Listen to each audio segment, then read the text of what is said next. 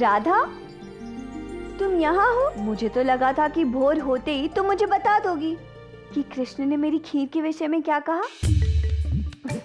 तुम भी ना राधा, कितना उपहास करती हो। कृष्ण यहाँ कैसे आएंगे? नहीं रुक्मिणी, कृष्ण सत्य में आया था, मुझसे मिला वो, और उसने कहा कि हम दोनों की बनाई हुई खीर ही अच्छी है। राधा, राधा मुझे मूर्ख मत बनाना। नहीं नहीं रुक्मिणी, तुम मुझ पर संदेह कर रही हो।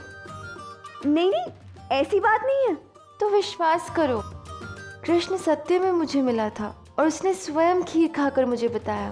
देखना, जब तुम कृष्ण से वैसा प्रेम करने लगोगी ना, जैसा प्रेम मेरे मन में है, तो तुम उससे कहीं भी कभी भी मिल सकती हो। इससे कोई अंतर नहीं पड़ता कि तुम्हारे और कृष्ण में कितना अंतर है। महत्वपूर्ण ये है कि कृष्ण तुम्हारे हृदय के कितने समीप है। फिर देखना, तुम भी एक दिन कृष्ण से कभी भी कहीं भी मिल पाओगी।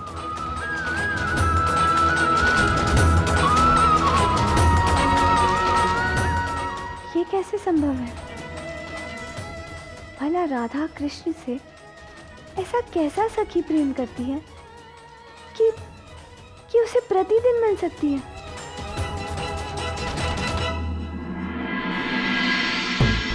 राधा, राधा, राधा।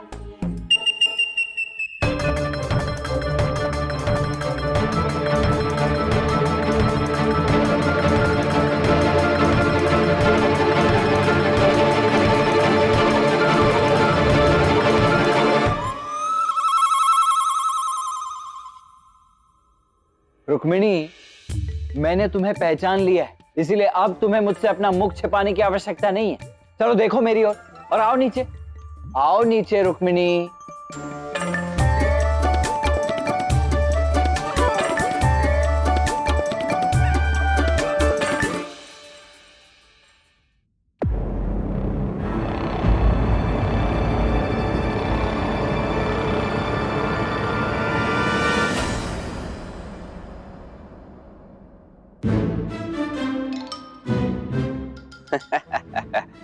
मैंने आपको चेताया भी था दाओ, किंतु आप नहीं माने। अब देखिए क्या होता है। रुक्मिणी, पहले तो तुम मुझे ये बताओ कि तुम ये क्या पहनकर घूम रही हो? तुम राधा की यहाँ आई हो, अब तक तो तुम्हें सर्वश्रेष्ठ श्रृंगार सीख जाना चाहिए था, पर तुम हो कि ये इतने साधारण वस्त्र, ना कोई आभूषण, ना कोई श्रृंगार, क्या है ये सब?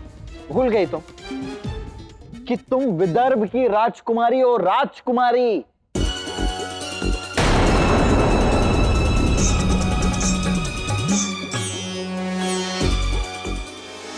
चलो राजकुमारी का छोड़ो, तुम्हें इतना तो स्मरण होगा कि तुम्हारा विवाह कृष्ण से, द्वारकाधीश से होने वाला है।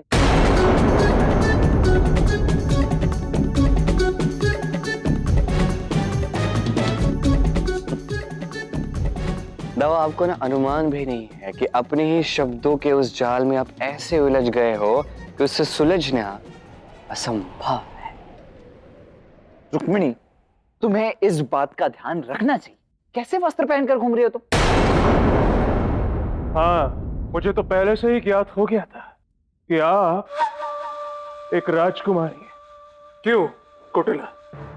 बिल्कुल, आपका तो राजसी स्वागत होना चाहिए बरसाना में।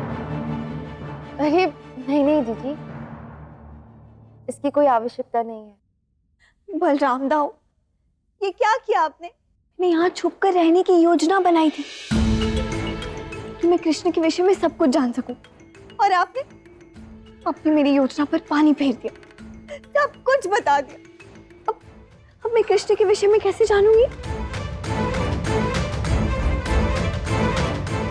हाँ दा, ये आपने बिल्कुल ठीक नहीं किया। नहीं, वो राधा तो सुनो तो, राधा। देखा आयन, कृष्ण का विवाह विदर्भ की राजकुमारी से होने जा रहा है। कुटिला, यदि तुम चाहो तो इस अवसर और इस जानकारी का बहुत अच्छा उपयोग कर सकती हो। मैं क्यों ना चाहूंगी भला? राधा को आहत करने एक भी अवसर मैं नहीं छोड़ूंगी। अब देखना राधा, मैं क्या करती हूँ।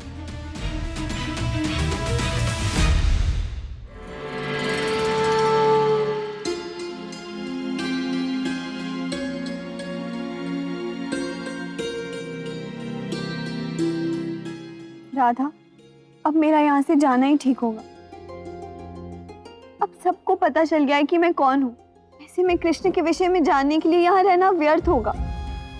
नहीं रुक्मिणी, क्या हुआ? तुम्हारा सत्य प्रकट हो गया था। मैं तुम्हें कृष्ण का वास्तविक परिचय जाने बिना यहाँ से भेजूंगी ही नहीं।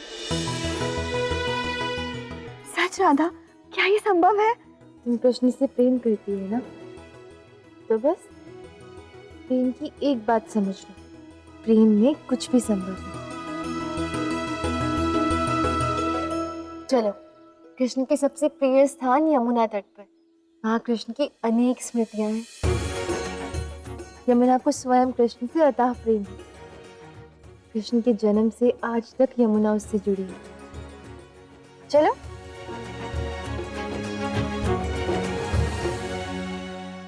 ये राधा और रुक्मिणी कहाँ जा रही है?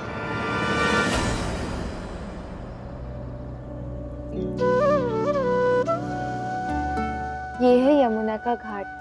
यहाँ कृष्ण ने अपनी सर्वाधिक स्मृतियां बिताई हैं। राधा, ये कौन है? ये है मेरी सखी रुक्मिणी। अरे राधा, इनको पूरी बात तो बताओ। ये रुक्मिणी है, विदर्भ की राजकुमारी है और शीघ्र ही इनका कृष्ण से विवाह होने जा रहा है। कृष्ण से विवाह? अरे वाह! रुक्मणी, ऐसी कौन सी माया कर दी तुमने कृष्ण पे कि वो तुमसे विवाह कर रहा है? तनिक हमें भी तो बता दो वो माया, क्योंकि हम में से तो किसी से भी विवाह नहीं किया कृष्ण ने। माया नहीं, प्रेम किया है मैंने कृष्ण से। प्रेम तो कृष्ण ने मुझसे भी किया है। और मुझसे भी। कृष्ण तो हम सभी से प्रेम करता है। हाँ हाँ, मुझसे भी प्रेम करता है। कृष्ण तो हम सभी से प्रेम करता है। किंतु पता नहीं तुम में ऐसा क्या विशेष देखा कृष्ण ने। बस करो सखियों, अब रुक्मिणी को सताओ मत। रुक्मिणी ये कृष्ण की सखियां हैं और कृष्ण को अति प्रिय है। हमने इस घाट पर बहुत सी लीलाएं की, जल क्रीड़ा की है, साथ में हंसे हैं, रोए हैं। तुम इन बातों का बुरा मत मानो।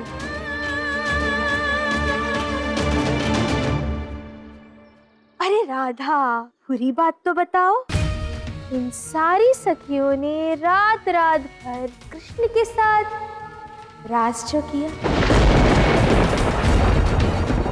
और कृष्ण ने एक एक गोपी के लिए बांसुरी बजाई, वो भी तो बताओ हमारी राजकुमारी जी को। राधा, ये सब क्या है? कौन है ये गोपियां जिनसे कृष्ण का इतना गहरा भावनात्मक संबंध रहा है? और वो भी एक नहीं, अनेक के साथ। देखो, मेरा विवाह होने वाला है कृष्ण के साथ, वो सदा सदा के लिए मेरे होने वाले हैं। तो फिर ये सब मुझे ऐसे कैसे बातें कर सकती हैं राधा? इतना क्रोधित क्यों हो रही है रुक्मणी? जो सत्य है हम वही कह रहे हैं। कृष्ण हम सबके हृदय में बसता है, हम उससे और वो हमसे अत्यंत प्रेम करता है। रुक्मिणी देखो, ये सत्य कह रही हैं। कृष्ण इनसे और ये कृष्ण से अत्यंत स्नेह रखते हैं। कृष्ण ने तो इनके भीतर की शक्ति को जगाया है, उसका आभास करवाया है, प्रेम की सही परिभाषा को समझाया है। तभी तो ये कृष्ण के प्रेम में इतना मग्न है और सदैव रहेंगे। तुम्हारा विवाह कृष्ण से हो रहा है, तभी ये तुमसे थोड़ी हंसी ठिठोली कर रही है। उनसे ईर्ष्या मत करो। ये यमुना भी तो कृष्ण से अथाह प्रेम करती है, किंतु सदैव कृष्ण संग हमारे साथ जल क्रीड़ा की है, हमारी साथी बनी है, कभी हमसे ईर्ष्या नहीं की, कभी हमें भगाकर नहीं ले गई। रुक्मिणी, कृष्ण को समझने आई हो ना, तो पहले प्रेम को समझना होगा। कृष्ण ही तो प्रेम है। मुझे नहीं समझना कोई प्रेम है।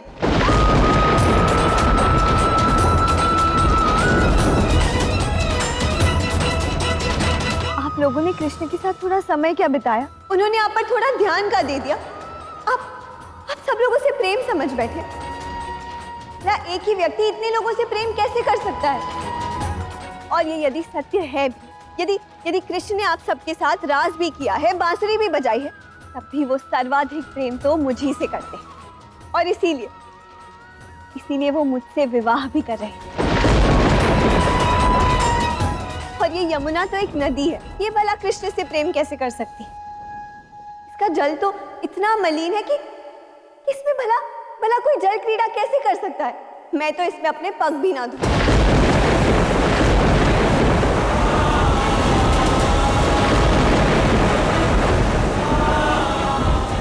और आप सब ये स्मृतियां, ये सब कुछ भूल जाइए, ये प्रेम सब कुछ भूल जाइए, क्योंकि अब इनमें कोई तथ्य नहीं। कृष्ण अब केवल मुझसे और मैं कृष्ण से प्रेम करती हूँ।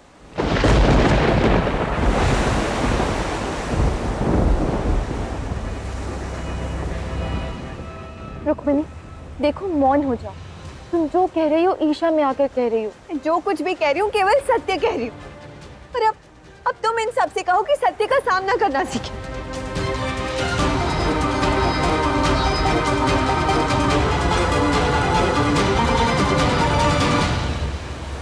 रुक्मणी अनुचित कह रही है राधा। विवाह होगा तो क्या हम कृष्ण से प्रेम क्यों ना करें? देखो, तुम लोग रुक्मिणी की बातों का बुरा मत मानो।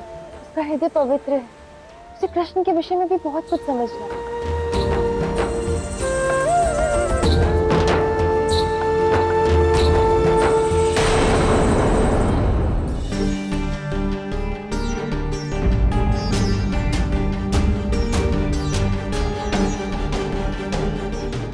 हे महादेव, प्रतीत होता है जो भूल मुझसे हुई उससे कुछ बहुत ही भयानक घटने वाला है।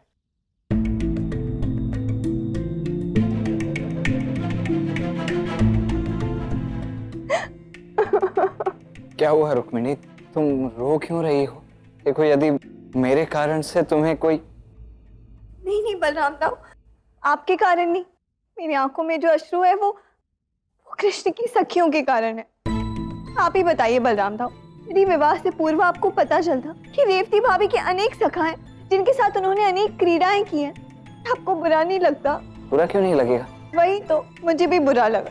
कुटिला ने मुझे कृष्ण उनकी सखियों के बारे में ऐसी बातें बताई कि वो बातें मेरे हृदय को चीर गई।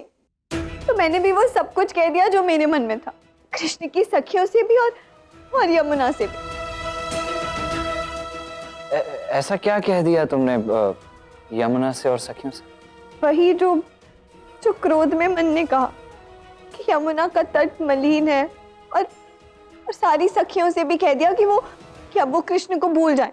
अब कृष्ण उनसे कोई प्रेम नहीं करते, अब वो केवल मुझे चाहते। अब मुझे आत्मग्लानि भी हो रही है। देखो रुक्मिणी, तुम इस प्रकार रुदन मत करो। तुमने जो कुछ भी कहा उससे यमुना को बुरा नहीं लगा होगा, मुझे विश्वास है। और रही बात गोपियों की, तो गोपियों को तो राधा समझा ही लेगी। यमुना को बुरा क्यों नहीं लगेगा? यमुना को बुरा इसीलिए नहीं लगेगा रुक्मिणी, क्योंकि यमुना स्वयं कान्हा से अत्यंत प्रेम करती है। यहाँ तक कि जो कान्हा से प्रेम करते हैं, कान्हा जिनसे प्रेम करता है, उन सबको यमुना कभी स्वयं में डूबने तक नहीं देती।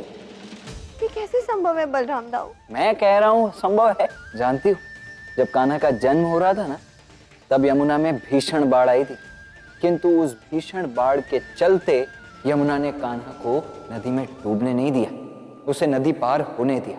अरे ये तो कुछ भी नहीं है। हमारी राधा स्वयं एक बार चलकर यमुना की गहराइयों में गई थी और यमुना ने उसे तक डूबने नहीं दी। मैं सबको अपने प्रेम का प्रमाण दूंगी। यमुना के भीतर जाकर दिखा दूंगी कि कृष्ण सबसे अधिक प्रेम मुझसे करते हैं।